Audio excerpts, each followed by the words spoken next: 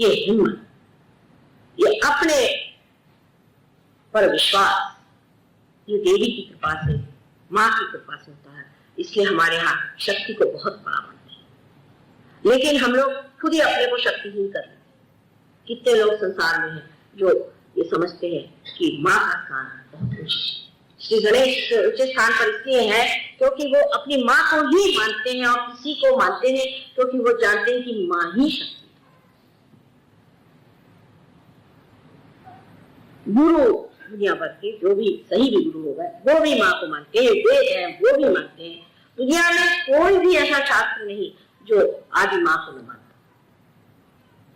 और हम भी माँ को मानते हैं, लेकिन हम ये नहीं जानते कि माँ चीज कितनी ऊंची है। कभी कभी ये भी होता है कि मनुष्य के अंदर आशंका और भय इस वजह से आता है कि उसको उसके माँ बाप से वो प्यार, वो संरक्षण, हो सकता है उसे किसी और भी वजह से भय आ जाए। उसकी कोई सी भी वजह हो जाए, उसमें जाने की जरूरत नहीं। हम लोग साइकोलॉजिस्ट जैसे ये नहीं पूछते बैठते कि भाई तुम्हारे बाप कैसे, तुम्हारी माँ कैसी, तुम्हारा क्या। ज्यादा से ज्यादा ये पूछेंगे कि तुम्हारे माँ बाप जिंदा हैं। लेकिन जैसे ही वो जागरूक हो जाता है, जैसे ही ये चक्र जागरूक हो जाता है, मनुष्य एकदम शेर दिल हो जाता है, शेर दिल हो जाता है, क्योंकि देवी जी शेर पे ही विराजती है। बहुत से लोग दुर्गा जी को मानते हैं, मैं मानती हूँ कि उनके प्रति बहुतों को भी श्रद्धा है, और उनके बारे में जानकारी बहुत कम जानकारी है कि वो कितनी प्रभावशाली है। और एक बार अगर उनको प्रसन्न कर लीजिए तो दुनिया में किसी से डर नहीं होगा। इसके बाद जो चक्र इससे ऊपर है, जिसे कि विशुद्धि चक्र कहते हैं, ये बहुत महत्वपूर्ण चक्र है। ये चक्र श्री कृष्ण का है, और अब होली आ रही है कल ही। श्री कृष्ण के चक्र पे जितना कहे सो कम। इस चक्र में 16 कलियां हैं। 16 कलियां हैं क्योंकि 16 उनकी कला है श्री कृष्ण, और उनकी जो 16,000 बीवियां थी वो उनकी सारी शक्तियां थी, जिनको कि उन्होंने इस संसार में जन्म दे करके उस राजा के यहाँ फंसाया और उसके बाद उनसे विवाह कर दिया।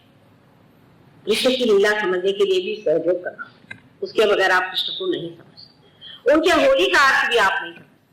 होली क्या? होली में यही था कि जो पानी यमुना जी में बहता था, उसमें श्री राधा के पैर पड़ने से वो चैतन्य में होता है। उस पानी को घगरी में ले करके उसमें लाल रंग घोल करके, और जब वो किसी के पीठ पर छोड़ते थे तो वो असल में उनकी कुंडलिनी ही जाती। उन्होंने जब बचपन में जो कुछ उनकी लीलाएं की, सब में सहयोग किया। उस वक्त कोई ऐसे हॉल नहीं बने हुए थे, ऐसे परमात्मा को खोजने वाले लोग नहीं थे, कोई इस तरह की व्यवस्था नहीं थी, ऐसे यंत्र नहीं थे। ये तो सब अब देन हो गई है अपने साइंस की, जिसको हम इस्तेमाल कर सकते हैं। उस वक्त उन्होंने जो लीलाएं करी वो सब लीला सिर्फ सहयोग की।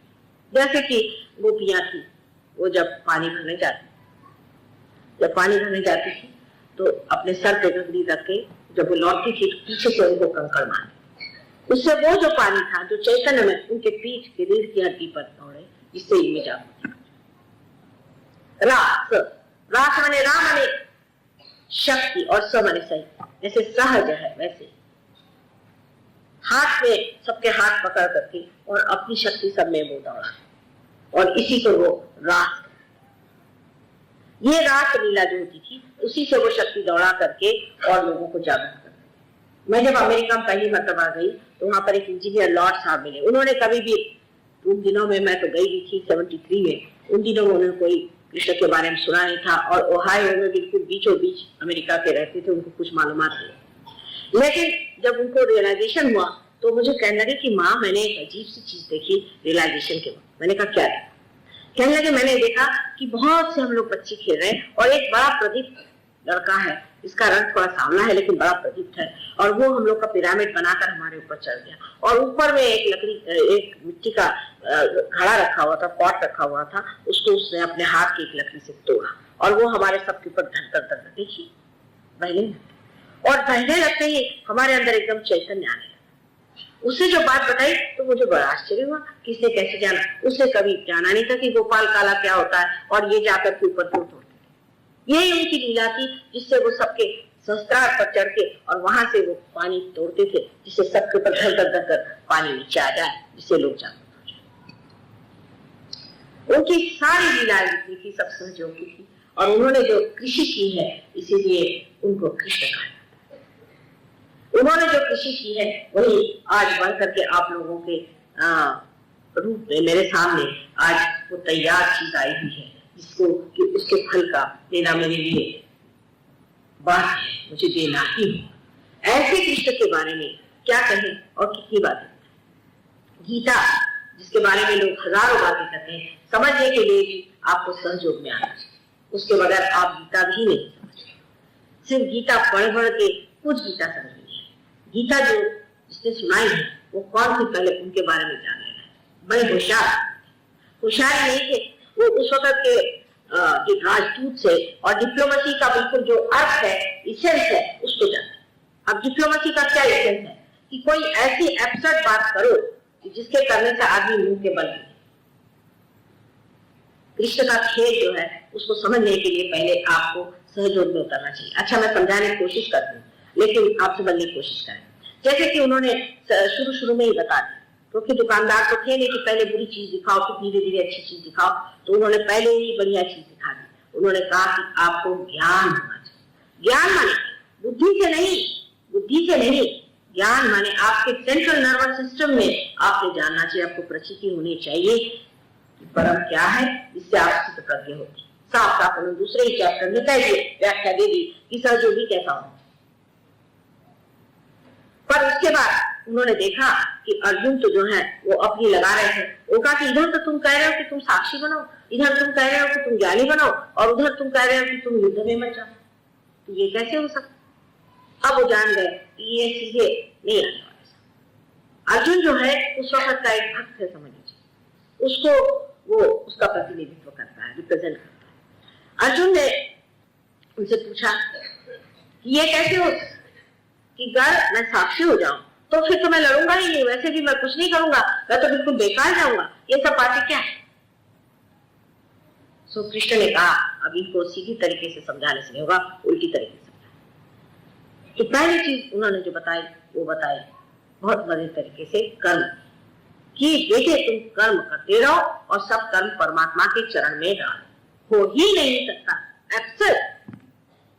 बहुत से लोग आके कहते माता जी हम जो भी कर्म करते हैं वो हम परमात्मा के चरण में डालते हैं। मैंने कहा अच्छा ये कैसे, फिर आप कर्म ही नहीं करते, अगर आप परमात्मा के चरण में डालते तो आप ऐसा क्यों कहते हैं कि मैं जो कर्म करता हूं। इस तरह की हमारे अंदर अपने बारे में एक भ्रांति मिथ हम लोग बना लेते हैं कि हम तो भाई जो भी करते हैं हम परमात्मा के चरणों में डालते। लेकिन कुछ ऐसे सियाने लोग हैं जो आके कहते हैं माँ हम तो सोचते थे कि मैं परमात्मा के चरणों में डालता हूं पर होता नहीं, कोई नकल गड़बड़। सो कृष्ण ने क्या कहा, उन्होंने जो बताया एक एब्सर्ड बात बता दी कि आप ऐसा करते रहिए। माने जैसे आप समझ लीजिए कि एक लड़का है वो बैलगाड़ी हाँक रहा है और घोड़ा पीछे रखा है, तो बाप आया बाहर, उसने कहा बेटे क्या कर रहे हो, मैं तो गाड़ी हाँक रहा हूँ। कहा भाई घोड़ा सामने करो तब गाड़ी हाँकेंगे, नहीं कहा मैं तो गाड़ी हाँकूंगा। हाँकते रहो, घोड़े पे चित्त रखो, जब तक तुम घोड़े पे चित्त रखोगे तो पर गाड़ी चलेगी, और गाड़ी चलेगी। लेकिन माँ का ये बात नहीं, माँ ने कहा बेटे वो घोड़ा सामने रखो और बांधो, नहीं तो घोड़ी नहीं चलने वाली, और ना ही घोड़ी चलेगी और ना ही तुम्हारी गाड़ी चलने वाली। तुम जब तक ये नहीं करोगे तब तक हो नहीं सकता, पहले आत्मा को प्राप्त करो फिर आगे की। जब आप पार हो जाते हैं तो आप क्या कहते हैं, आ रहा है, जा रहा है, हो रहा है। आप ये नहीं कहते कि मैं आ रहा हूं, मेरे अंदर से आ रहा है, मैं हूं, मैं कर रहा हूं, ऐसे तो कोई नहीं कहता। तो ये अब आपने सोचो देखा माँ इनका नहीं बन रहा, इसका नहीं जमता है, ये जमने नहीं वाला। थर्ड पर्सन में तृतीय पुरुष में आदमी बात कर रहा है। हम अमेरिका गए थे तो एक स्त्री हमारे साथ गई थी, वो कह रही माँ मेरे लड़के को जरूर प्यार करा है। मैंने कहा भाई तुम ही सर्टिफिकेट, मैंने तो हाथ तोड़ डाले, अब तुम ही पार करा दो। कहे माँ लेकिन अगर पार नहीं होता तो कैसे सर्टिफिकेट दी। तो मैंने कहा ये तो बात, जब होता ही नहीं है वो पार तो तुम उसको फॉस्टर सर्टिफिकेट दे नहीं सकती, तो उसको पार करा, पहली बात पार कर। ये तो नहीं कह सकते कि तुमने पार करा दी, क्योंकि जब हुआ ही नहीं तो पार कैसे, वो तो होता ही नहीं।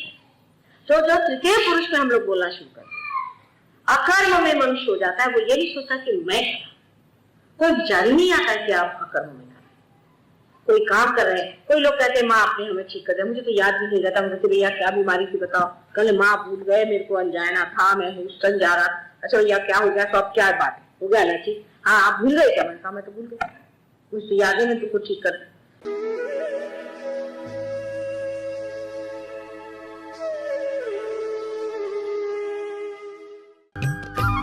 सब्सक्राइब कीजिए कुंडलनी जागरण को और प्रेस कीजिए बेल आइकन को, जिससे कि आपको मिल सके हमारी लेटेस्ट वीडियो सबसे पहले।